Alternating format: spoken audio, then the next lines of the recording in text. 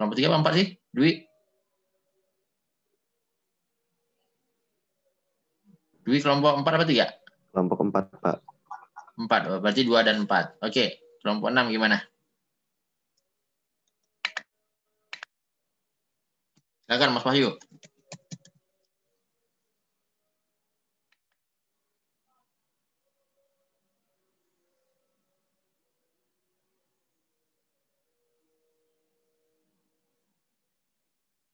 Kelompok 4, kelompok 6 siapa? Siapa aja? Iya, Pak. Oh, ya. Oke. Ayo silakan. Mbak Gali, Mbak Nadia, silakan. Oke. Tadi Gali, Mas sama Mbak sih?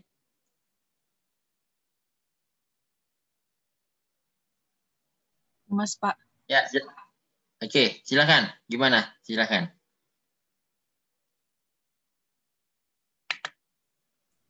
Mohon maaf, Pak. Tadi pertanyaannya apa, Pak? Ya, apalagi yang bisa kamu tambahkan dari yang disampaikan oleh teman kalian tadi?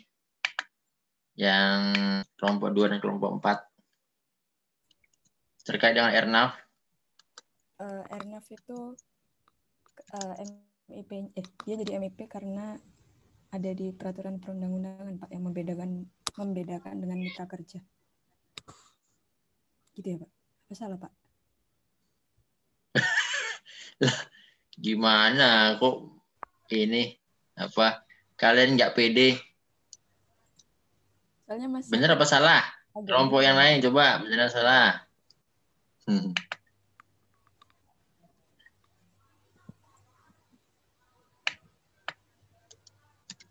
Izin Pak.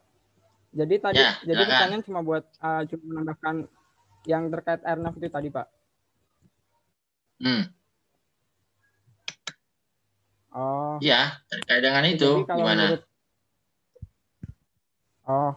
Kalau menurut kelompok kami sih Pak, jadi Airnav Indonesia itu kan merupakan perusahaan umum yang maksudnya mungkin kayak BUMN gitu Pak. Nah terus meskipun mereka itu nggak berorientasi pada keuntungan, tapi mereka mendapat mandat dari pemerintah buat sebagai wajib pungut dalam hal perpajakan dan berkewajiban melakukan pemotongan dan menyetorkan kepada negara terkait pajak-pajaknya, sekaligus juga termasuk di dalamnya PNBP itu sendiri Pak sebagai kontribusi kepada negara. Nah kontribusinya ini juga sudah dijelaskan di tabel yang di bawahnya itu Pak. Nah terus Airnav ini kalau menurut kelompok kami itu termasuk mitra instansi pengelola PNBP, mitranya dari BMKG sama Departemen Perhubungan Pak. Jadi penarikan PNBP-nya itu didasarkan pada tarif persenan. Kalau dari Departemen Perhubungan itu kan mereka meminta memungut PNBP sebesar 15% atas pendapatan domestik dan 10% atas pendapatan penerbangan luar negeri. Sedangkan dari BMKG-nya itu memungutnya sebesar 4% dari pendapatan PJP itu, Pak. Yang nantinya akan disetorkan ke kas negara dan membuat laporan penatausahaannya kepada instansinya itu, yaitu di Departemen Perhubungan dan BMKG. Itu sih Pak dari kelompok kami. Mohon koreksinya Pak. Oke. Kelompok lain silahkan. Ada yang mau nambahin nggak? Selain yang saya sebutin tadi. Kelompok berapa? Kelompok 1 Pak, izin menambahkan, mungkin menambahkan sedikit aja.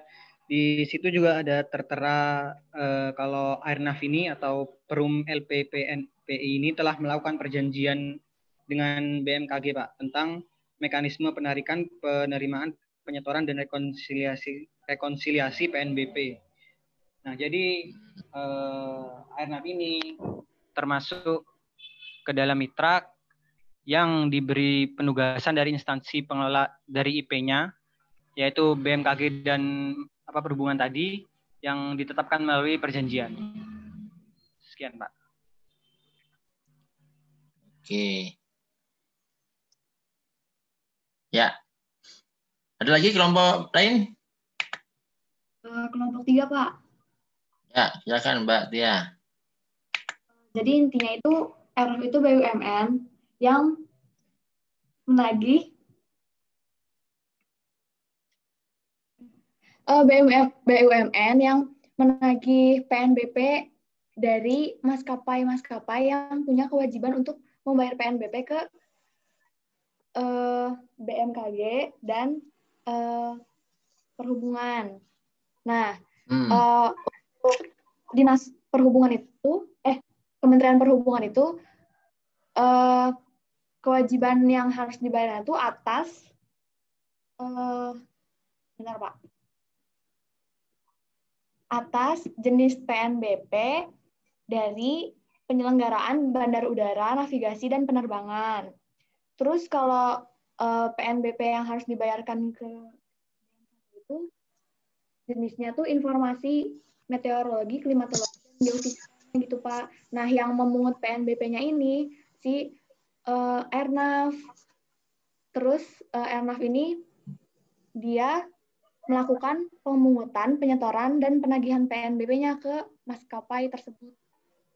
Gitu Pak. Oke. Ya, semakin lengkap ya. Makasih ya Tia. Siapa lagi? Atau kelompok mana lagi? Kelompok 5, ada pendapat? Wah, sepertinya teman-teman sudah melengkapi, Pak. Jadi kelompok 5 sudah merasa lengkap. Jadi simpulan aja kelompok 5 kalau gitu ya.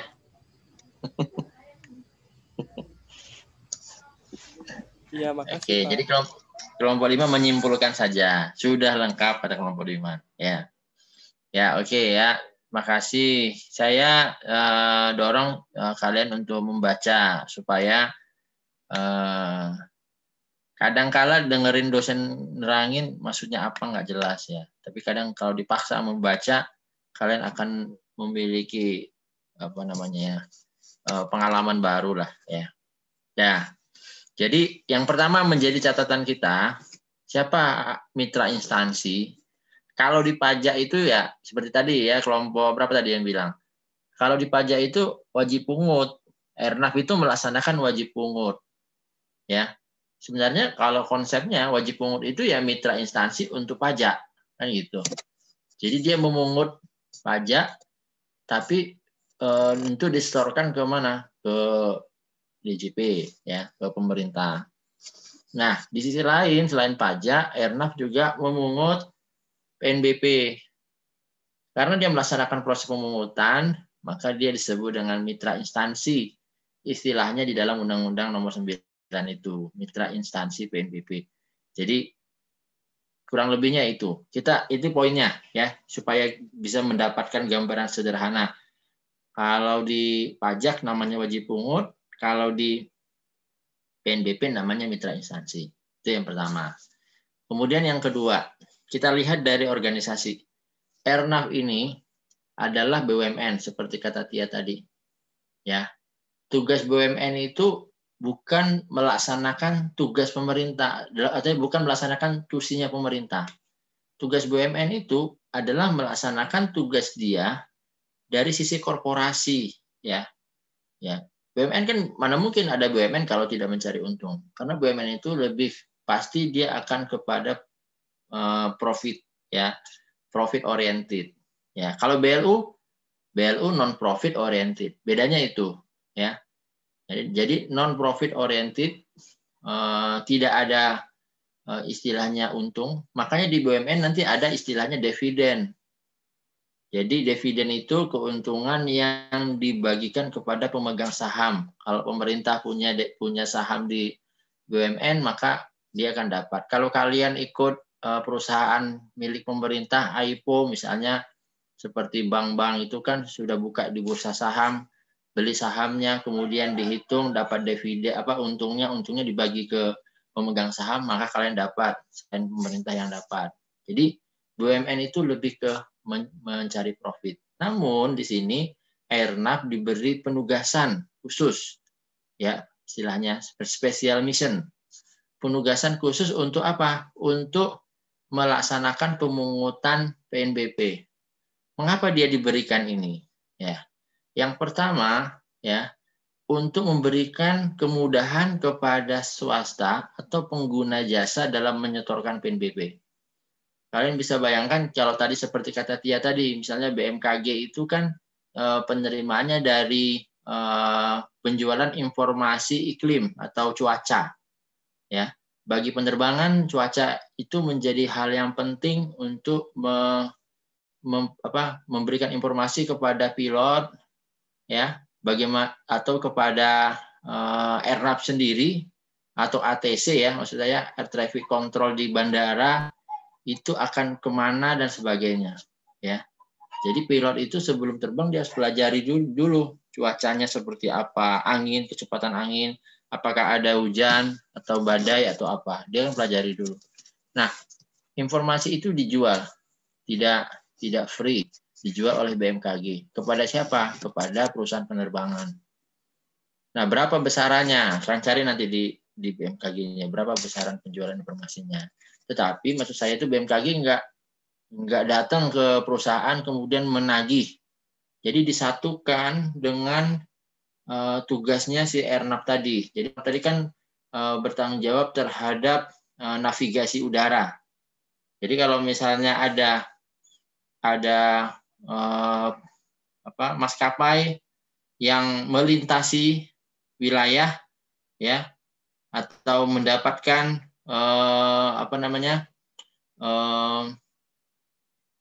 istilahnya apa namanya ya, pemanduan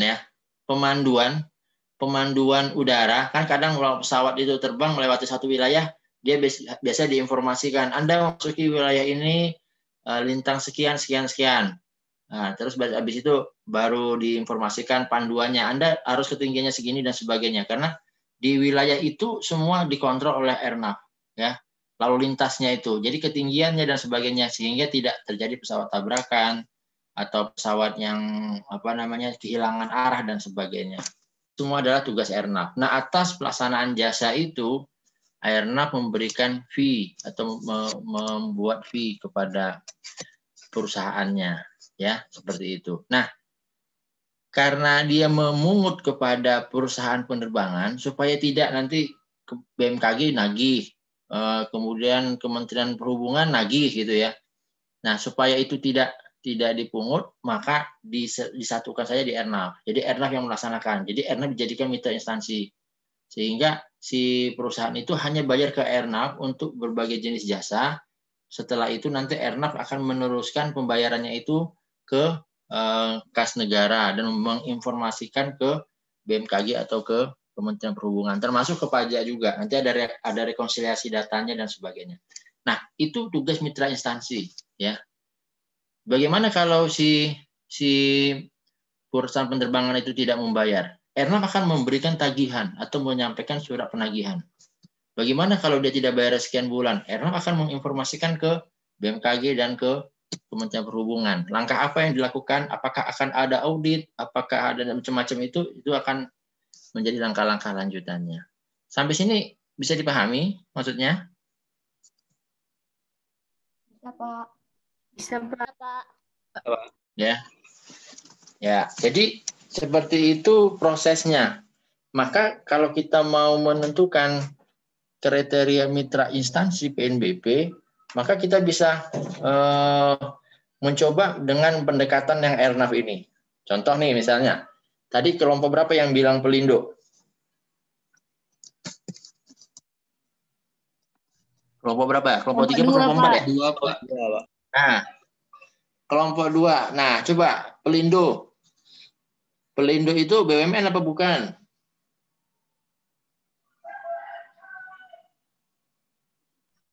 Kelompok 2. Iya, Pak.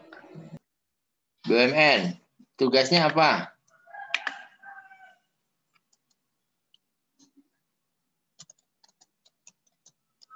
Ayo, Bastian. Itu Pak yang jasa operasional angkutan penumpang, Pak. Angkutan itu Pelni kali, apa Pelindo?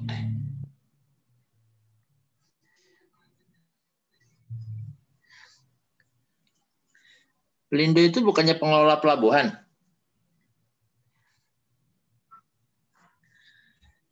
Iya, Pak. Iya, Pak. Mengelola pelabuhan. Nah, pelabuhan apa? Udara apa laut? Laut. Nah, pelabuhan laut ya. Pelindo mengelola pelabuhan laut. Nah, tugas dia yaitu ya di dalamnya ya memberikan panduan kapal supaya masuk pelabuhan, kemudian terkait dengan pelayanan pelabuhan dan macam-macam itu semua ada di Pelindo. Tapi nah ada juga penerimaan PNBP yang diberikan oleh Kementerian Perhubungan, khususnya perhubungan laut, mungkin jasa sah bandaran atau apa. Karena Pelindo itu adalah BUMN dan pelabuhan itu dikelola oleh BUMN, maka seperti jasa kesah bandaran itu tidak dikelola oleh administrasi pelabuhan lagi. Kan ada namanya Satker Administrasi Pelabuhan. Bukan dia yang mengelola karena sudah dikelola oleh Pelindo. Dalam hal ini, pungutan PNBP-nya kemudian diberikan penugasan kepada Pelindo untuk melakukan pemungutan, penagihan, penyelesaian keberatan, dan sebagainya. Yang isinya adalah tugas dari mitra instansi pengelola. Maka dia melakukan itu. Sehingga Pelindo nanti harus menyetorkan uangnya ke kas negara, menyampaikan informasi kepada Kementerian Perhubungan, khususnya di perhubungan laut dan sebagainya. Nah, selain pelabuhan yang dikelola Pelindo, ada juga pelabuhan yang dikelola oleh Kementerian Perhubungan. Contoh nih, Pelabuhan Bekahuni Merak. Itu pelabuhan dikelola oleh Kementerian Perhubungan. Di sana tidak ada Pelindo. Makanya di sana ada namanya Satker Administrasi Pelabuhan, ATPEL. Tugasnya pengelolaan kesah bandaran. Gilimanuk, Banyuwangi, kemudian pelabuhan-pelabuhan lain. Nah, itu semua adalah pelabuhan atau itu semua pelabuhan akan mendapatkan jasa atau PNBP tentang kesah bandaran. Nah, itu tugasnya Pelindo. Sampai sini bisa dipahami kira-kira? Bisa. Bisa, Pak. Ada yang bertanya? Oke, kalau nggak ada. Nah, tadi yang satkernya polisi. Kira-kira untuk bank itu tadi gimana kira-kira menurut kalian? Kelompok berapa yang polisi? Kelompok 3. Kelompok 4 ya? Apa 5? 3? Oke, silakan. Gimana menurut kalian? Kalau yang bank tadi ternyata memang bukan mitra instansi pengelola, Pak. Soalnya dia cuman memungut aja, terus kayak menyediakan jasa pemungutannya itu, Pak. Mereka nggak melakukan penatausahaan terhadap PNBP-nya itu, gitu, Pak. Artinya berarti bank bukan ya, dia ya? Iya, Pak, bukan. Kalau seandainya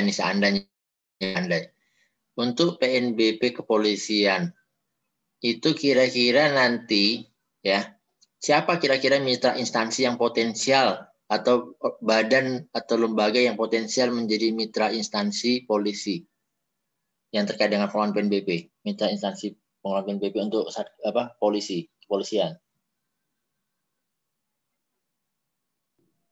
Pindad bukan ya, Pak? Tadi kita bahas itu.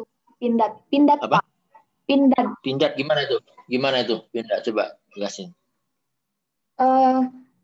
Kan Pindad membuat ini ya, Pak, senjata api ya, Pak. Terus ada jenis PNBP Polri itu ada izin senjata api. Nah, mungkin itu ntar dipungutnya sama Pindad terus nanti disetorkan ke kas negara gitu, Pak. Ya itu bisa kalau Pindad menjual secara retail. Ya. Iya, Pak. Jadi kalau Pindad menjual secara retail kepada warga negara, kan kalau Pindad sekarang kan jualnya kan corporate ya. Jualnya ke negara kan, misalnya negara A butuh sekian ribu senjata dia bikin, dia jual. Negara B butuh tank atau ANOA sekian unit dia jual kan. Jadi kalau yang seperti itu sepertinya belum cocok untuk Pindad. Tapi kalau misalnya Pindad membuat cabang perusahaan yang menjual senjata secara personal atau retail ya secara retail, secara bukan kulakan tapi secara satuan gitu ya kepada orang, nah mungkin itu bisa. Tetapi negara kita kan nggak boleh ya. Negara kita kan nggak boleh menjual senjata secara umum gitu ya, maksudnya dibuka bebas kan nggak boleh kan. Nah, polisi itu memberikan izin penggunaan itu kepada pihak-pihak tertentu dan memungut PNBP atas izin penggunaan itu. Ya, nah, itu lebih kepada ke perseorangan. Jadi misalnya seseorang membeli senjata, yang jelas pasti bukan di pasar di Indonesia. Dia beli senjata dari mana gitu ya. Kemudian contoh senjatanya ya mungkin dia beli misalnya. Kemudian resmi ya, secara resmi ya, bukan secara nggak resmi. Nah, itu dipungut. Tapi sekarang belum ada badan yang menjual itu ya. Badan yang menjual itu. Jadi itu boleh dia, tapi asal kalau dia dijual retail. Tapi sepertinya di Indonesia kayaknya agak susah deh jual beli senjata api. Kalau di Amerika mungkin bisa, ya.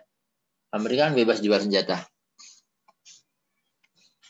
Baik, Pak. Itu. Nah, kalau SIM gimana kira-kira? Kalau bayangan kalian, kira-kira SIM itu tidak dipungut polisi tapi mitra instansinya. Bisa nggak kira-kira itu kita bayangkan ada mitra instansi di sana. Gimana kira-kira?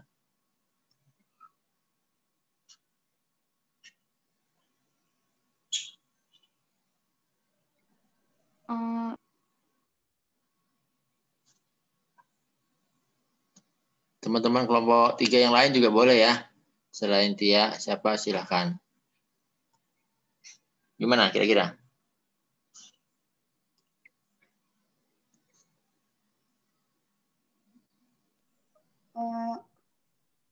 Jasa asuransi apa kayaknya? Jasa asuransi. Jasa asuransi. Nah, gimana tuh jasa asuransi maksudnya? Maksudnya asuransi. Jadi kan Polri itu punya tusi ini ya, menerbitkan SIM kan Pak. Nah, bukan menerbitkan SIM apa? Iyalah boleh menerbitkan SIM. Oke. Terus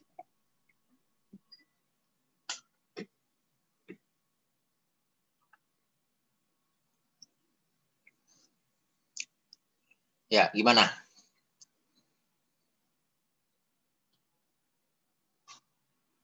bentar Pak. Tia, siapa lagi teman kamu? Selain kamu siapa lagi? Yang lainnya masa diam aja. Ayo ngobrol dong.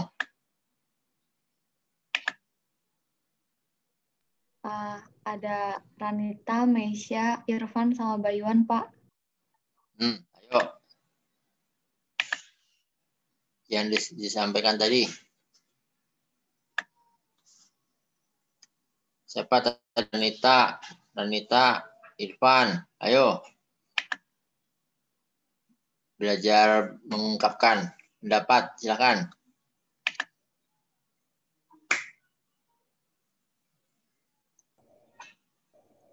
Ya tadi kalau menurut saya sama yang kayak dibilang dia tadi Pak, kerja sama perusahaan asuransi gitu.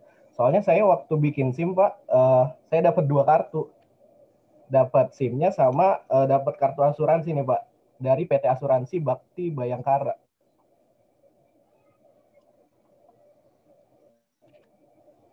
Oke, tapi kan perusahaan asuransi tidak melaksanakan hal yang seperti misalnya melakukan pengetesan dan sebagainya kan?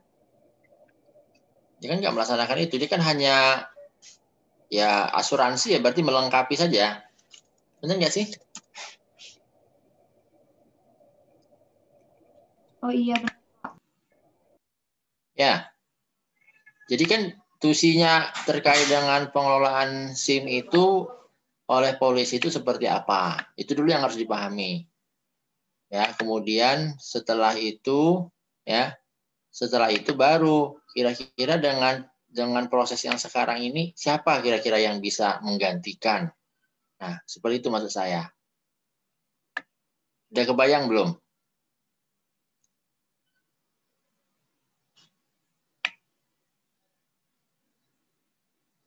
Bayuan, gimana Bayuan? Ya, Pak. Ya, gimana? Belum kebayang, Pak. Dinas Perhubungan mungkin, Pak. Dinas Perhubungan ada tusinya itu melakukan SIM. Ya, mungkin plat nomor kali, Pak. Nah, beda dong. Itu kan berarti samsatnya. Iya, sama. Kan, ini SIM kan, kita kan fokus Iya. SIM tadi. Ya, coba. Siapa lagi selain saya pengen kalian aktif ya. Jangan cuman mendengar saja. Siapa lagi tadi Tia selain Bayuan? Ranita, Irfan, sama Meisya, Pak. Ya, ayo Irfan. Mana Irfan? Ya, Pak. Ya, gimana Irfan? Ya, kalau menurut saya untuk SIM tadi, untuk pembayaran SIM ya tetap di yang kayak mitra kerja tadi, Pak. Soalnya di sini disebutkan kalau apa itu kayak BNI itu kan mitra kerja. Meskipun mitra kerja di sini memberikan fasilitas untuk pembayaran, untuk memberi kemudahan dan layanan kepada masyarakat berupa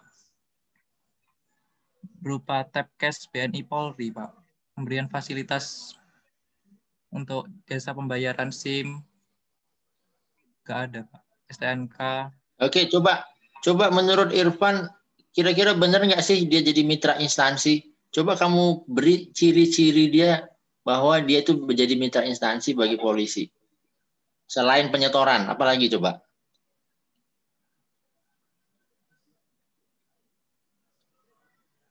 Ada nggak selain itu tugasnya? Bang tadi yang kamu bilang harusnya dia. Ada nggak kira-kira tugasnya apa? Berarti Irfan tadi nggak ngikutin yang disampaikan oleh Tia tadi. Ya, dia tidak bisa masuk dalam karakter itu BNI apa? Instansi mitra instansi. Gimana? Coba silakan tadi mau ngobrol apa?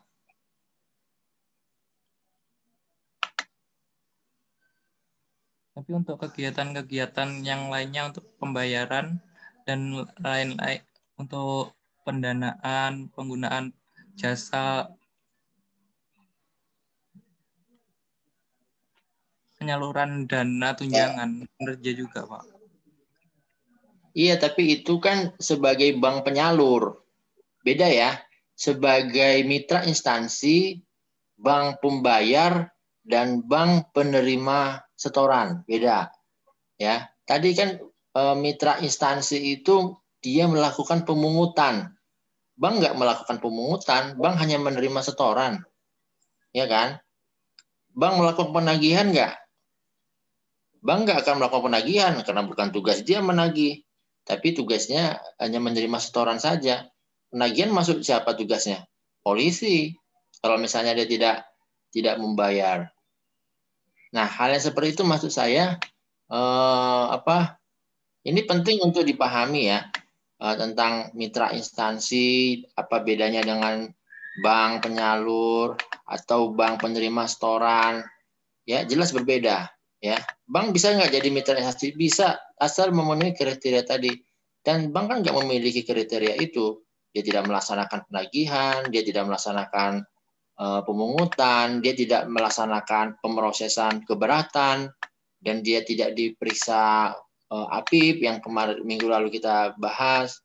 Nah, itu tidak dilakukan, maka dia tidak layak menjadi mitra instansi. Nah, pertanyaan kita sekarang adalah untuk kasus Polri, khususnya dalam SIM, kira-kira siapa mitra instansi yang bisa dilakukan atau melakukan atau bertindak sebagai mitra instansi? Lembaga mana yang bisa seperti sebagai mitra instansi seperti kasusnya di Airnav tadi. Gitu loh. Paham nggak Irfan? Paham, Pak. Paham ya? I think you must learn more ya. Kamu harus belajar lebih. Kayaknya kalau dari tadi saya lihat kamu nggak ngikutin deh. Bener nggak sih ini feeling saya? Ikutin, Pak. Ikutin. Tapi Ya. kenapa tadi yang Tia kamu nggak agak sedikit berbeda gitu? Waktu diskusi bagaimana ceritanya kok bisa berbeda?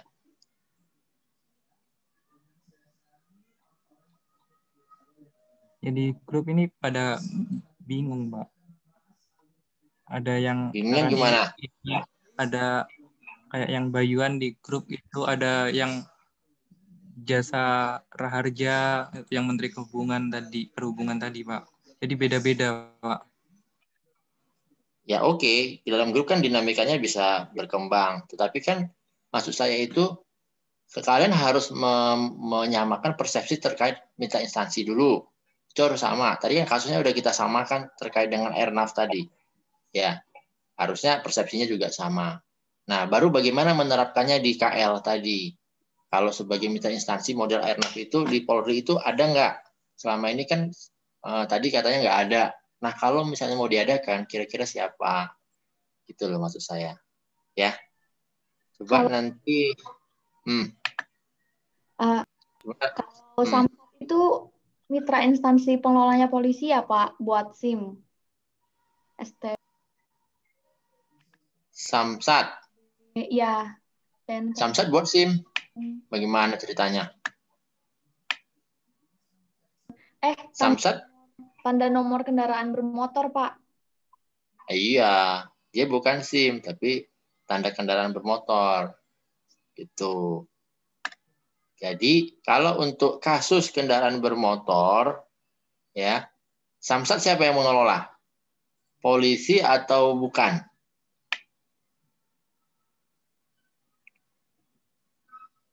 Polisi atau Pemda? Ada tiga. Apa? Bapenda, Pak. Ya. Pemda atau Bapenda ya? Bapenda, Pak. Apa Bapenda panjangannya? Badan Pendapatan Daerah. Ada nggak porsi polisi dalam penerbitan STNK? Ada, Pak. Apa penerimaan apa?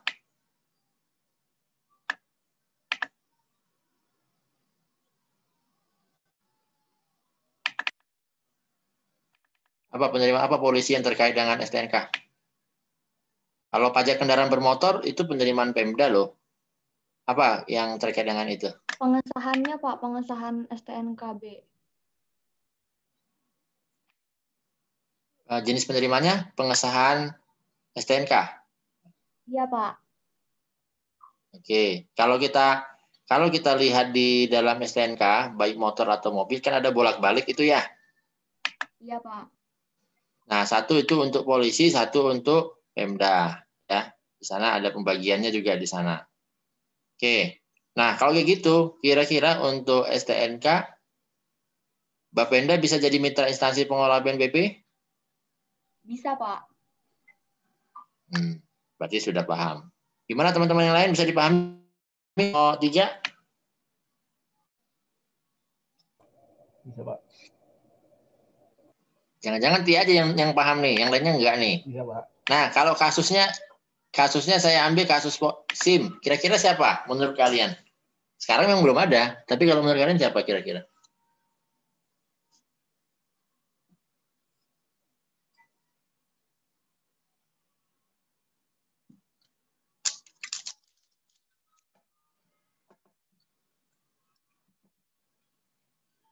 Ayo, siapa kira-kira nomor 3? Bentar, Pak.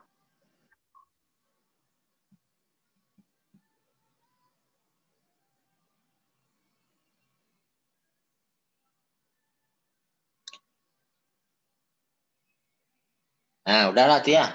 Nah, udah bentarnya. Ayo.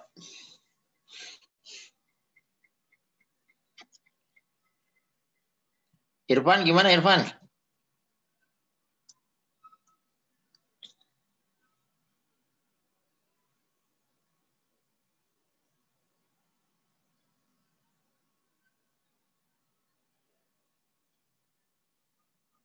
Siapa lagi tadi Tia? Selain temannya Tia?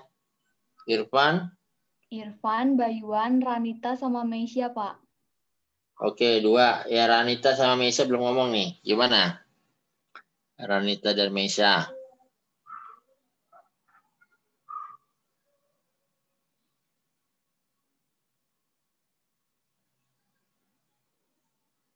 Ranita ada? Atau Meisya? Pak, kalau Damri bisa nggak ya, Pak? Damri? Maksudnya gimana itu Damri? Karena dia kan ngurusin transportasi darat, Pak.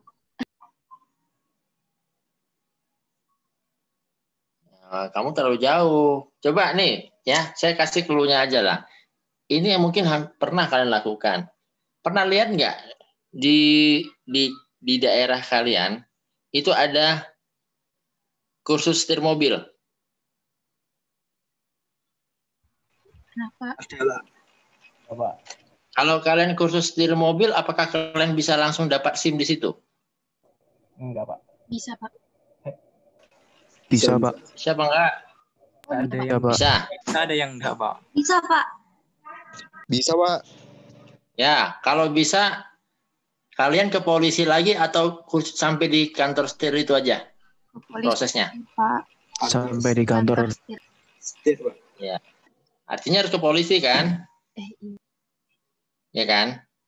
Iya, Pak. Nah, itu artinya setir mobil itu bukan sebagai pembuat SIM. Yang pembuat SIM-nya tetap di kantor polisi, kalian hanya minta ditemani saja sama kursus SIM tadi. Ya kan? Hanya minta ditemani saja sebagai ini bantuin. Mungkin tarifnya juga lebih mahal. Ya. Nah, kaitannya dengan ini ya. Sebenarnya yang potensial untuk menjadi mitra instansi pengelola PNBP khusus untuk SIM itu adalah sekolah setir mobil. Bayangkan aja kalau kita ikut kursus, kemudian kita ikut pembuatan prosedur pembuatannya SIM-nya itu di sana, ya, yang bikin SIM-nya itu tetap polisi, tapi prosesnya seperti mulai dari tes tertulis, kemudian melakukan yang naik motor itu atau naik mobil itu menyetirnya, kemudian pemeriksaan kesehatan dan sebagainya. Itu dilakukan oleh perusahaan atau SIM ini, kursus ini, lembaga pendidikan ini. Saya rasa itu sesuatu yang baru di negara kita dan sesuatu yang bagus. Lucu aja orang bisa nyetir mobil tapi nggak punya SIM. Banyak kan yang seperti itu, yang sudah ikut kursus tapi nggak buat SIM, banyak nggak? Tapi Pak, bukan kursus mobil itu banyak ya Pak di Indonesia. Jadi koordinasinya gimana ya? Kalau Airnav kan memang cuma satu gitu Pak. Kalau kursus itu kan ada banyak. Yang bisa menyatukannya sistem informasi, Mbak. Contohnya seperti ini, bikin KTP. Sekarang bikin KTP kita harus ke Dinas Dukcapil atau cukup ke kecamatan atau kelurahan? Kalian udah pernah bikin di mana? Langsung Dukcapil, Pak. Langsung Capil, Pak. Nah, berarti sistem lama. Sistem baru sekarang bisa di kecamatan. Jadi foto, kemudian sidik jari, pengisian data itu dilakukan di kecamatan. Nah, Dukcapil itu akan menerbitkan KTP-nya dan bisa diambil di kecamatan juga. Nah, kenapa kecamatan bisa melakukan penginputan data? Ya karena ada sistem informasi. Jadi Dukcapil itu orang tidak perlu ke Dukcapil lagi, orang cukup datang ke kecamatan. Ya, sekarang sudah bisa dilakukan di kecamatan. Sistemnya sudah ada. Nah, itu dilakukan, direkam dan sebagainya. Jadilah itu. Nah, di sini untuk SIM, kursus itu sebenarnya bisa dilakukan seperti itu. Dan polisi, tugasnya, Polri, itu tugasnya meng-quality assurance kursus-kursus yang mendapatkan mandat ini, mandat sebagai pembuat SIM ini. Kan belum ada kan kita?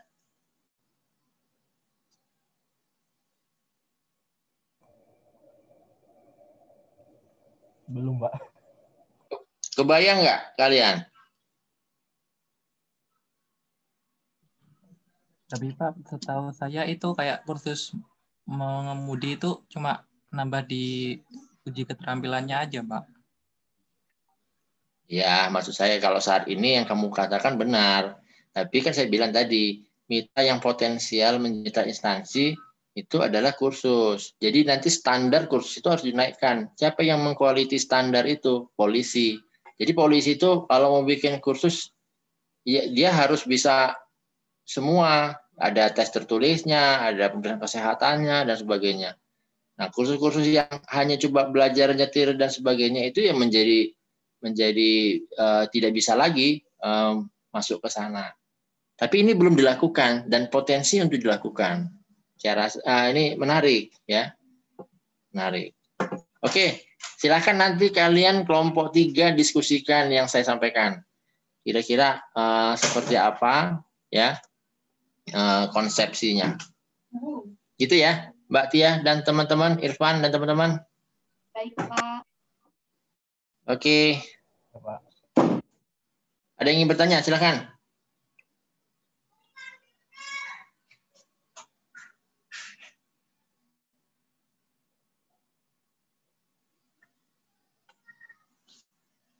Saya hari ini terpaksa harus mengupas habis mitra instansi. Kenapa? Pertama, PNBP itu luas. Ya, PNBP itu luas sekali. Beda dengan pajak atau bea cukai yang hanya ada 1-2 entitas. PNBP ini luas. Sehingga stakeholdernya banyak. Yang kedua, di dalam Undang-Undang Nomor 9 itu sudah diatur tentang instansi pengelola dan mitra instansi pengelola. Kedepannya, ya, tujuannya kan supaya PNBP-nya menjadi lebih banyak penerimaannya. Kalau Presiden Jokowi, saya baca di berita, tujuan undang-undang itu, ya, undang-undang PNBP itu adalah untuk mengurangi pungli. Ya, untuk kasus SIM aja coba kalian pikirkan. Kalian mengurus SIM, nggak bisa nyetir, nggak tahu rambu-rambu lalu lintas, tapi bisa jadi SIM-nya. Ada nggak kayak gitu? Ada, Pak. Ada, Pak. Ada, Pak. Ada. Ya, Pak. Ya, dan mungkin itu ada di antara kita orang yang seperti itu. Ya, saya tahu lah ya. Nah, maksud saya itu masa negeri ini akan seperti itu terus. Nah, semangat ini harusnya dirubah ya. Dalam akademik kita harus berpikirnya adalah berpikir solusi. Ada undang-undang PNBP, lalu kita harus berpikir terobosannya apa, solusinya apa, gitu ya. Makanya kita bedah. Memfokuskan mitra instansi ini penting karena ini nanti kedepannya menjadi sesuatu yang penting, tapi bisa juga menjadi tidak penting kalau kita tidak bisa memberikan solusi-solusinya, ya seperti itu. Saya sudah lama melakukan bertanya-tanya gitu. Kenapa sih lembaga kursus setir mobil itu tidak diberdayakan sebagai mitra polisi? Apakah ada sesuatu di sana atau sengaja dibiarkan seperti itu? Nah, itu menjadi pertanyaan, ya. Itu menarik kalau misalnya kita ingin melakukan kajian. Khusus setir mobil itu lembaga pendidikan non formal ya. Kalau kalian lulus dari sana dapat sertifikat nggak? Dapat, Pak. Dapat sertifikat? Dapat ya? Iya, Pak. Oke, kalau di Jakarta malah ada yang nggak dapat sertifikat loh. Ada kursus mobil nggak dapat sertifikat tapi boleh buka kursus. Logikanya dalam undang-undang pendidikan itu nggak benar. Setir mobil itu kan keterampilan. Ada namanya direktorat atau di Kementerian Dikbud itu pendidikan non formal. Salah satunya ya keterampilan, kursus jahit, kursus mobil, macam-macam itu, montir dan sebagainya. Itu semua harusnya ada sertifikat. Karena itu menjadi semacam bukti bahwa dia sudah melaksanakan itu. Bayangkan, kursus mobil hanya taunya nyetir doang, tapi nggak tahu kalau dilarang parkir itu boleh berhenti atau enggak. Kalau belok kiri atau dilarang muter balik itu boleh muter balik atau enggak. Nah, ini tidak jalan, ya. Dan ini saya rasa menjadi salah satu penyumbang kesemrautan lalu lintas di negara kita. Kita harus rubah. Ya, kita harus rubah. Ini untuk kasus polisi aja loh, masih banyak yang lain. Makanya hari ini kita tuntaskan. Kedepannya nggak boleh lagi dari kalian yang nggak tahu mitra instansi. Ya. Jadi nanti kalian harus bisa berpikirnya itu bukan berpikir sekarang. Berpikirnya itu berpikir solutif, masa depan, sebaiknya bagaimana, idealnya seperti apa. Nah, berpikirnya seperti itu. Ya. Supaya ada perubahan di negara kita. Kalau kita berpikirnya hanya ya sudah saat ini aja, oh nggak ada dan sebagainya, ya nggak bisa gitu dong. Kalau seperti itu, untuk apa kita mendidik mahasiswa, bahkan untuk apa mendidik mahasiswa yang spesialisasi seperti kalian ini, ya. Jadi harus berubah. Bisa ya? Maksud saya bisa dipahami ya? Iya bisa Pak. Coba. Oke, kita coba kasus lain. Kelompok, kalau yang tadi BPN. BPN siapa BPN tadi? Ya Pak. Kelompok berapa tadi? Kelompok 6 ya? 6 Pak. Ya, gimana Nadia? Apa contoh mitra instansi yang sudah kamu temukan di BPN? PTPN Pak. Ya? PTPN. PTPN gimana itu ceritanya? PTPN kan bergeraknya di itu Pak, perkebunan.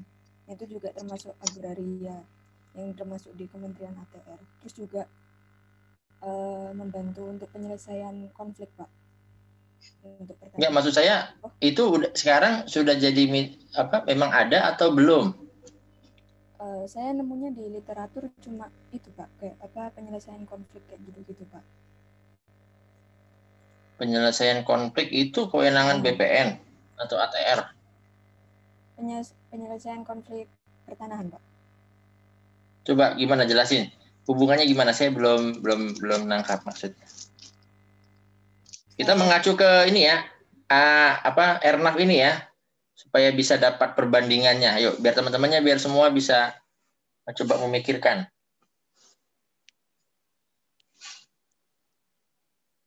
Jadi itu Pak, apa yang di PNBP-nya Kementerian ATR ada mengenai itu Pak, penyelesaian konflik atau sengketa gitu Pak.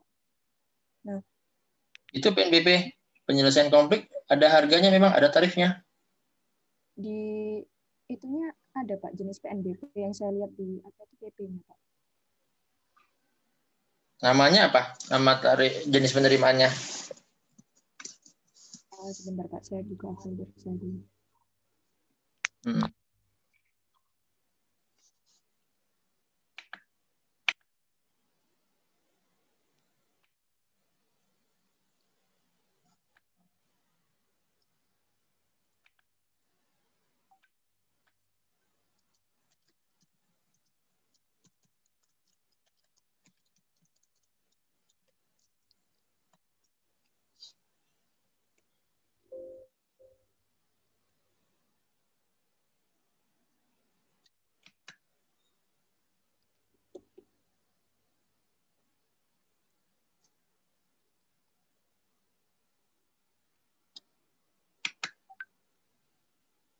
Maaf ya Pak, lama Pak. Ya, nggak apa-apa. Kita pelajari biar sama-sama. Teman dari kelompok dari teman-teman satu kelompok dibantu juga ya. Baik, Pak. Kalau yang saya lihat kan di jenis penerimanya itu ada pelayanan survei, pelayanan pemeriksaan tanah, konsolidasi, pelayanan lisensi, pendidikan, penetapan tanah, objek penguasaan benda-benda milik perseorangan, dan sebagainya itu. Nah, saya nggak menangkap di situ ada pembebasan atau konflik tadi. Itu ada di mana ya kira-kira ya? Oh, yang pas itu saya ingatnya dari itu, Pak. Apa tuh? Yang waktu dulu saya nunjukin indeks-indeks itu yang ternyata salah buat apa tuh tarif PNBP di situ, Pak. Ternyata. Jadi ada kayak konflik dengan mafia seperti itu, Pak. Tapi kalau yang di sini ada mengenai pendidikan khusus, itu STPN bisa apa enggak, Pak? STPN itu apa? Sekolah Tinggi Pertanahan, Pak. STPN BLU atau justru dia instansi PNBP seperti universitas? Oh, sama, Pak.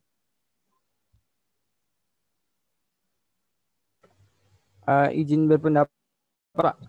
Ya, silakan. Gimana? Kalau kantor notaris dan PPAT itu gimana, Pak? Karena kalau yang kami lihat pengertiannya di Google itu kan dia itu bentuknya badan usaha, Pak, berupa lembaga profesi yang bergerak dalam bidang jasa yang resmi berdasarkan surat keputusan Menteri Negara Kementerian ATR itu sendiri, Pak. Oke. Nah, terus dia apa hubungannya tugas, dengan gimana hubungannya gimana? Nah, terkait tugas dan fungsinya itu kantor notaris dan PPAT itu kan dia buat akta tanah gitu, Pak. Nah, ini termasuk ke dalam jenis penerimaan PNBP Kementerian ATR di bidang pelayanan survei, pengukuran, dan pemetaan tanah, Pak. Nah, kalau berdasarkan informasi yang kami dapat di Google itu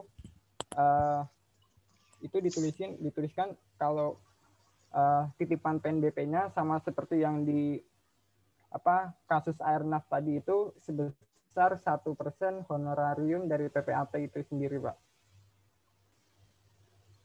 Ya, maksud saya di sini notaris hubungannya dengan pelayanan di ATR, PNBP di ATR apa?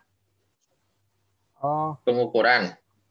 Iya, Pak. Pengukuran dan pembuatan akta tanah itu sih. Ya. Jadi nanti kan juga memungut jasa. Jadi nanti memungut jasa di bidang itu, Pak. Oke. Jadi kalau pengukuran saya rasa enggak, karena notaris nggak memiliki kemampuan mengukur tanah ya. Pengukuran, survei, pemetaan itu saya rasa dia nggak punya lah. Ya, notaris itu kan kompetensinya kan di hukum ya. Ya. Jadi untuk pengukuran saya rasa nggak bisa. Tapi kalau misalnya tadi kamu bilang pelayanan pendaftaran tanah, Pak. Oh iya, ada, Pak. Ya, pendaftaran tanah. Nah, gimana? Oh iya, ada itu, Pak. Nah, kalau yang dimaksud dengan itu, saya rasa bisa. Tapi tinggal kita dalami apa saja layanan pendaftaran tanah yang ada di ATR ini. Apa saja yang ada.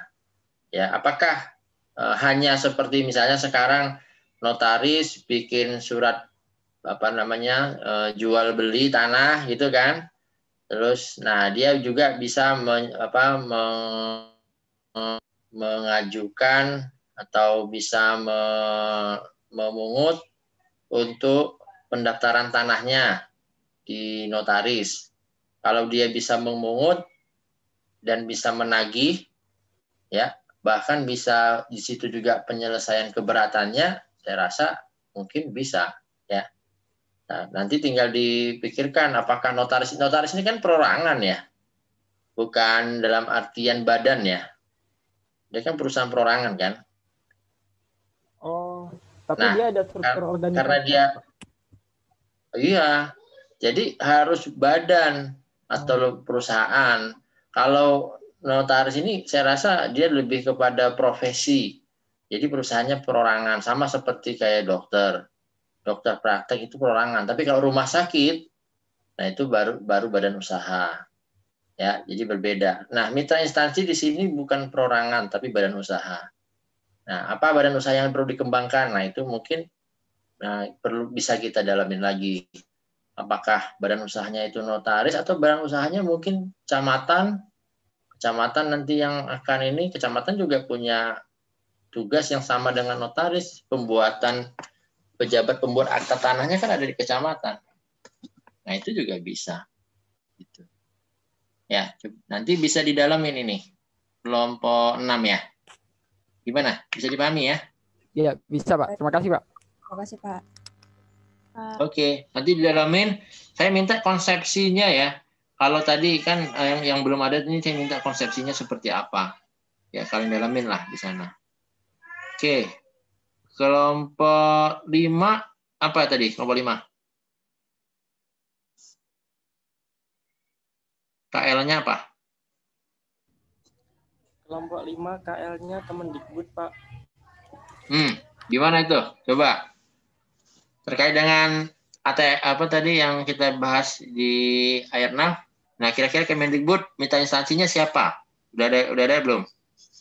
Udah nemu belum? Tadi mencari dapat beberapa sih, Pak. Yang pertama tentang PTN tadi. Kita mengasumsikan bahwa mitranya itu LTMPT. Soalnya dia mengurusi tentang pengelolaan UTBK gitu loh, Pak. UTBK kan masuk ke kas negara juga, masuk PNBP. Itu dugaan pertama kami. Terus dugaan yang kedua, ada yayasan mitra museum. Nah, Yayasan Mitra Museum Jakarta. Nah, ini mitranya dari museum, salah satu museum Jakarta, Museum Nasional. Dia juga mengelola PNBP dan juga ini Pak, meningkatkan kesejahteraan Museum Jakarta. Terus yang ketiga tentang mitranya Pusbindiklat LIPI. Nah, itu ngurusin diklat yang ada di LIPI gitu Pak, instansinya. Kalau nggak Kemendikbud ya LIPI gitu Pak. Gimana Pak? Apakah dari 3 tersebut ada yang benar? Loh, kok tanya saya? Jelasin dulu hubungannya. Misalnya penerimaan Kemendikbud itu PNBP-nya apa? Terus organisasi misalnya tadi LMPT ini apa tugasnya? Apa namanya? Ini enggak dia? Apa namanya? Bisa menjadi wajib pungut atau mitra instansi tadi enggak gitu loh. Istilahnya mitra instansi ya. Nah, bisa enggak gitu. LMPT ini badan usaha atau instansi pemerintah? Itu dulu pertanyaannya. Oh, kalau yang pertama LTMPT itu masuk lembaga Pak, lembaga yang mengelola penerimaan mahasiswa perguruan tinggi negeri gitu Pak. Oke. Dia di bawah Kementerian Dikbud atau bukan? Iya Pak, LTMPT di bawah Kementerian Kemendikbud. Oke. Kementerian Dikbud ya. Nah, yang kalau kita masuk LTMPT ini, waktu kita bayarnya ke Kemendikbud atau bayarnya ke PTN? Bayarnya berakhirnya bayar uang masuknya ke Kemendikbud apa ke PTN? Uang masuknya Pak. Ada yang ke Kemendikbud, ada yang ke PTN. Ke PTN kayaknya yang UM itu Pak. Saya masih kurang begitu paham, tapi setahu saya yang tentang uang pangkal dan UM itu berakhirnya ke PTN masing-masing. Seperti itu. Ya, saat ini kan gini. Proses ujiannya ya kita pelajari. LTMPT ini penyelenggara UTBK. Iya, benar. Calon mahasiswa bayar kan? Iya. Habis itu nanti dia mendaftar ke PTN-nya. Itu dia bayar lagi, benar nggak? Bayarnya, oh iya Pak. Yang pertama itu bayar UTBK-nya dulu. Kalau semisal lulus UTBK nanti membayar UKT, uang pangkal yang awal gitu Pak, UKT awal. Iya. Yang jelas UTBK pasti lulus lah, kan dapat nilai pasti dia. Oh iya. Ya cuman masuk ke universitas atau enggak kan itu pertanyaan berikutnya kan? Apa Pak? Ya maksudnya nilainya itu masuk ke universitas berikutnya, ke universitas bisa masuk atau enggak kan gitu kan? Benar nggak? Iya. Nah di sini kita menangkap ada 2 kasus ya. Satu, LTMPT ini memungut ya. Yang kedua ya, PTN memungut. Seperti itu ya. Iya. Nah, ini idenya ya. Yang jelas di sini tidak ada mitra instansi karena masing-masing memungut. Jadi masing-masing sebagai instansi. Masing-masing memungut. Nah, idenya adalah bagaimana menggabungkan pemungutan ini. Nah, kalau ini digabung, ya, misalnya ditaruh di LTMPT, maka si mahasiswa itu bayarnya cukup ke LTMPT, itu adalah uang daftar plus uang daftar ke kuliahnya, ya. Lalu nanti LTMPT menjadi mitra instansi PT-nya, seperti itu. Maksudnya bisa dipahami nggak? Iya Pak, bisa. Jadi kira-kira LTMPT itu bisa masuk MIP nggak ya Pak? Ya, kalau saat ini dia bukan NIP, dia sebagai IP justru. Oh, seperti itu.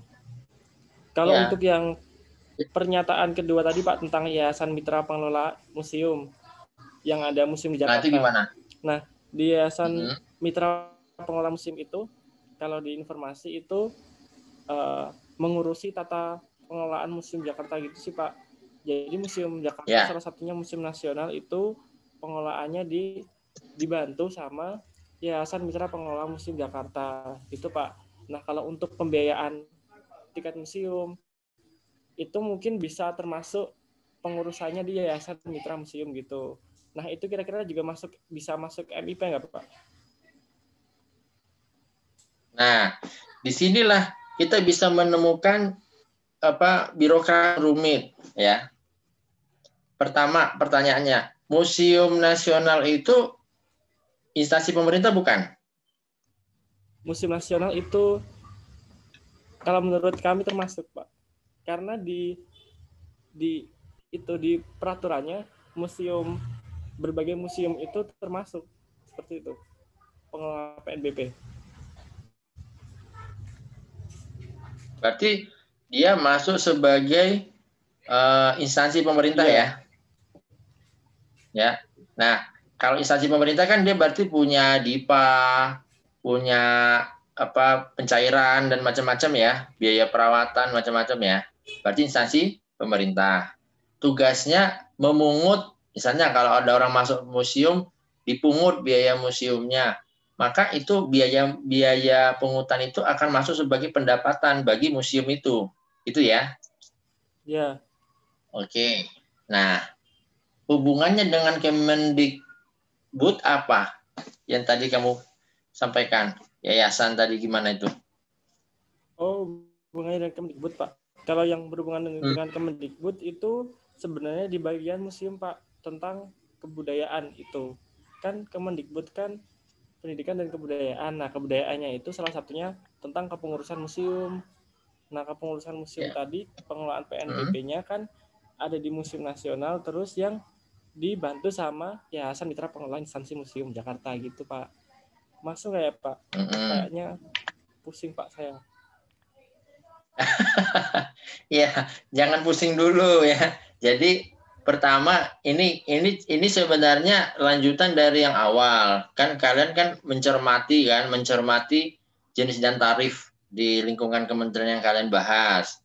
Habis itu kan udah dipaham tuh, saya anggap paham. Bikin tarifnya saya anggap juga paham, ya kan? Nah, sekarang bagaimana ya membuat sistem atau menyusun ada nggak instansi pemerintah di dalam KL itu? Ya, contoh tadi kalau museum itu instansi pengelola. Dia pungut instansi pengelola. Pungutannya itu masuk sebagai apa? PNBP Kemendikbud. Sudah selesai. Jadi dia bukan sebagai mitra instansi. Lalu siapa kira-kira mitra instansi? Kira-kira ada nggak pihak lain yang tugasnya itu melaksanakan permuseuman? Tugasnya. Atau membantu permuseuman, contohnya. Misalnya. Ada nggak? Kalau misalnya ada, nah itu baru bisa kita anggap dia potensial sebagai mitra instansi. Nah, itu kita dalamin lagi. Oh, ini polanya seperti ini. Dia akan masuk ke pendapatan apa? Dia mendukung di Kemendikbud, khususnya di bagian museum dan sebagainya. Kebayang nggak kira-kira modelnya? Oh, ya terbayang Pak. Jadi masih kurang benar lagi ya Pak? Ya, ya ini nggak apa-apa. Salah dalam ini nggak apa-apa. Kan kita kan mencoba menganalisis. Ini supaya membuka bahwa ini kita bicara institusi kan, pengelola PNBP. Nah ini bagaimana sih? Siapa sih? Lalu tugasnya apa sih? Kalau ada entitas lain di luar pemerintah nih ya, siapa ini kira-kira di luar pemerintah tugasnya? Nah, seperti itu bisa gitu. Oh, begitu. Ya. Terus yang untuk yang ketiga tadi, Pak, kan tadi ada kita memberi contoh mitranya yaitu Pusbindiklat LIPI, terus yang menjadi instansi pemerintahnya LIPI ataupun di Kemendikbud. Nah, kira-kira itu bisa masuk nggak ya, Pak? Soalnya di Pusbindiklat LIPI instansi pemerintah bukan? Apa? Pusbindiklat LIPI instansi pemerintah bukan? Oh, Pusbindiklat. Nah, itu Pak, kalian masih bingung. Kira-kira masuk instansi pemerintah apa mitra instansinya, Pak? Ya, kalau ada LIPI, berarti kan LIPI punya beberapa unit di bawahnya ya, salah satunya Pusbindiklat. Maka dia instansi pemerintah, bukan mitra instansi pemerintah. Oh, jadi semisal gitu. Jadi dia bukan instansi. Oh, jadi semisal itu bagian di bawahnya itu bukan termasuk mitranya, Pak, tapi termasuk bagian instansinya gitu.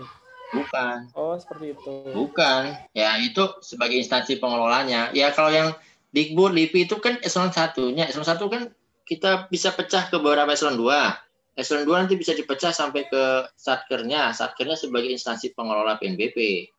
Nah, partnernya itu siapa? Itu yang kita cari. Nah, kata kuncinya tadi bisa BUMN, bisa lembaga swasta, atau bisa juga yang lain, tapi bukan instansi pemerintah.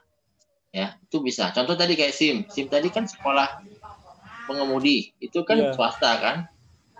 Ya, contoh Airnav itu BUMN. Pelindo BUMN.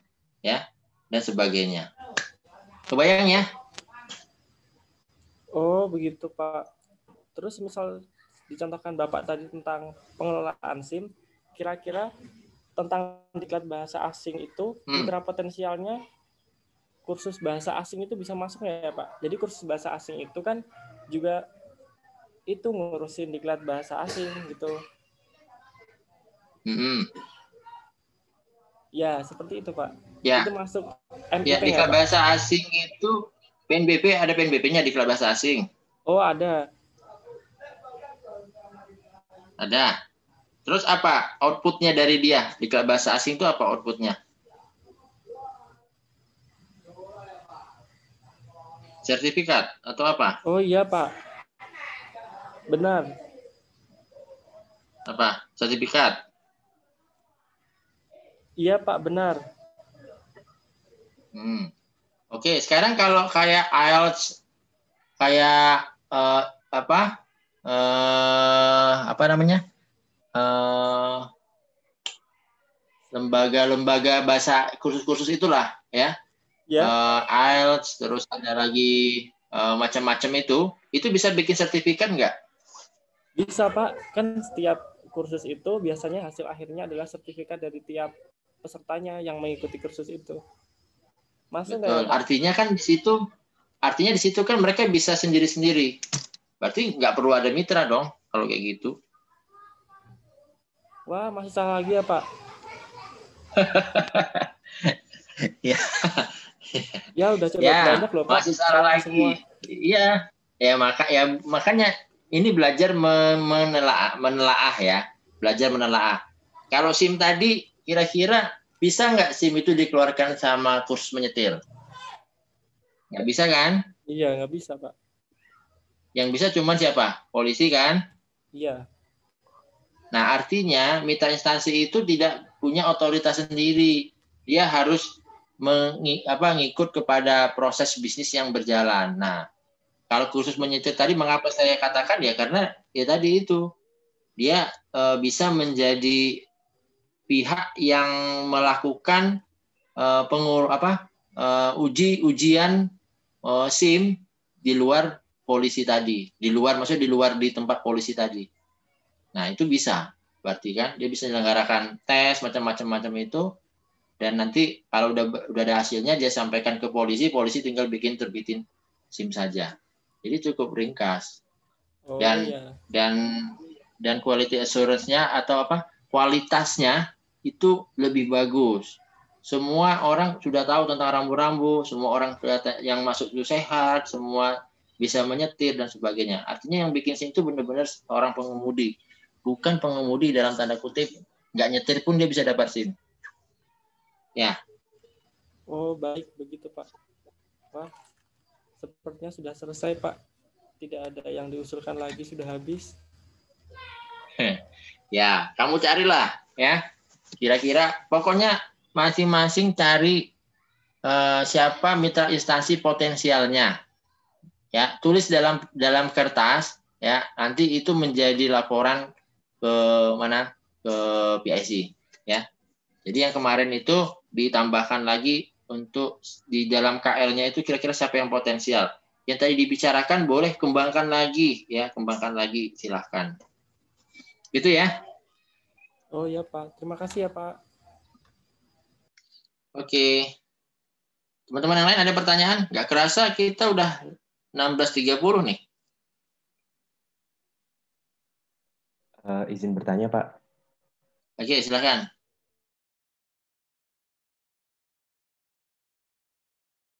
Ya bisa, yang penting dia ada hubungannya. Contohnya gimana? Enggak. Saya bertanya, misal contohnya kalau yang dari luar negeri itu gimana, terus alurnya ataukah sama? Ya, gimana contohnya Wahyu? Yang dari luar negeri apa? Lembaganya apa? Iya, saya tanya itu Pak. Oh, ya mungkin gini contohnya ya, Biro Perjalanan Wisata, tapi dia Biro Perjalanan Wisata di luar negeri, ya, ya itu, ya, untuk yang berwisata di dalam negeri, ya. Nah kemudian ada hubungannya dengan PNBP Kementerian Pariwisata. Apa PNBP-nya? Itu bisa ditumpangkan kalau mau disusun bisa, ya. Kita belum masuk kepada apa namanya perjanjian kontraknya ya, tapi dalam hal ini bisa aja dilakukan oleh lembaga asing, misalnya nih contohnya UNESCO misalnya ya, UNESCO punya program Visit to Indonesia. Nah UNESCO kerjasama dengan Kementerian Pariwisata nih ya, supaya orang UNESCO ini punya peran ya, dia diberikan sebagai mandat untuk apa namanya memungut ya PNBP. Cuman di sini kesulitannya adalah bagaimana mengkonversi nilai pungutan itu. Karena kan kalau dalam negeri kan bisa macam-macam kan jenis mata uangnya kan. Nah ini nanti akan jadi isu ya. Bisa tapi akan jadi isu terkait dengan kurs, nilai tukarnya seperti apa. Apakah harian, apakah tengah kurs tengah atau macam-macam. Jadi banyak hal. Tapi ide ini bagus gitu. Nanti bisa dielaborasi lagi. Jadi silahkan aja Mas Wahyu. Kalau kamu punya ide konsepnya apa, ya kita elaborasi lagi. Gitu. Ya. Berarti ini yang misal kayak contohnya tadi Biro Perjalanan tadi, itu bisa jadi mitranya untuk Kemenkumham juga ya Pak? Kan Kemenkumham ada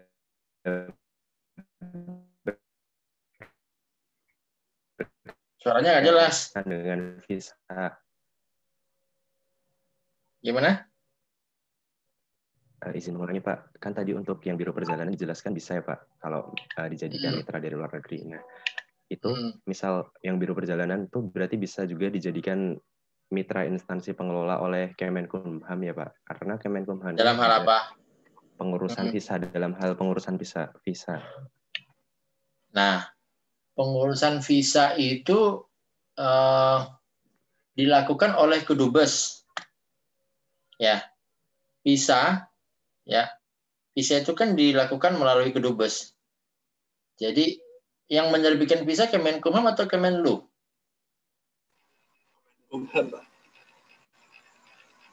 Ya. Di sini di pelayanan keimigrasian itu Kemenkumham, Pak. Kemenkumham. Yeah. Berarti di dalam Kedubes itu pasti ada atase Kementerian Hukum dan HAM. Kalau dia nggak ada, berarti yang di luar negeri tadi harus bisa yang tadi kamu sebutin. Coba cek di struktur apa namanya struktur Kedubesan Indonesia ya. Ada nggak atase di sana?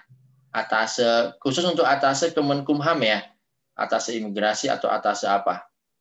Kalau itu menjadi tugasnya Kemenkumham ya, itu biasanya dia akan bikin ada atase di sana, kayak LO, liaison officer-nya di sana. Dia yang akan mengadministrasikan permintaan visa, kemudian dikirim ke Indonesia dan nanti diterbitkan visanya. Coba cek dulu itu. Kalau itu nggak ada, maka idemu tadi terkait dengan Biro Perjalanan untuk pembuatan visa, saya kira itu ide yang bagus. Bentar, tadi ngecek struktur kedubes kan ya, Pak? Ya.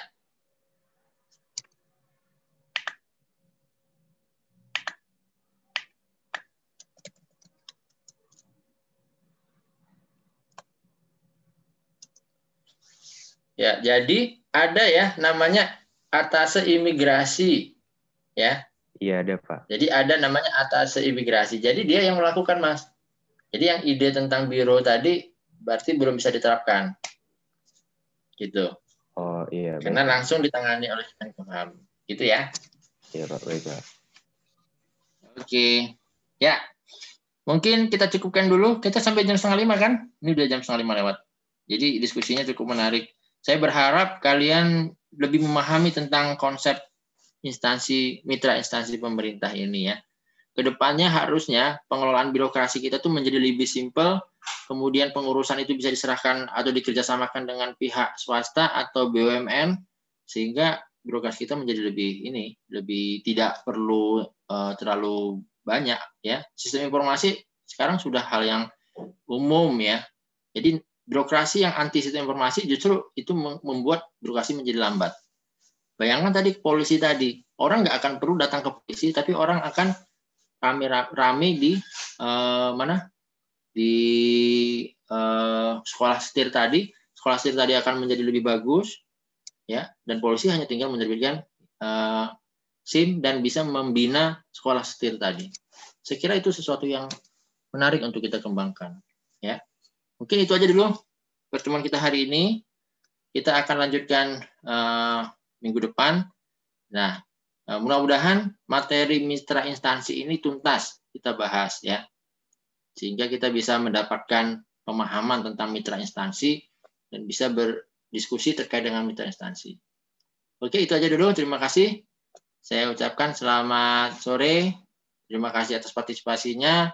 Saya tutup. Assalamualaikum warahmatullahi wabarakatuh. Waalaikumsalam warahmatullahi wabarakatuh. Terima kasih banyak, Pak. Terima kasih banyak, Pak. Terima kasih, Pak. Oke, terima kasih. Saya izin live ya. Ya, Pak.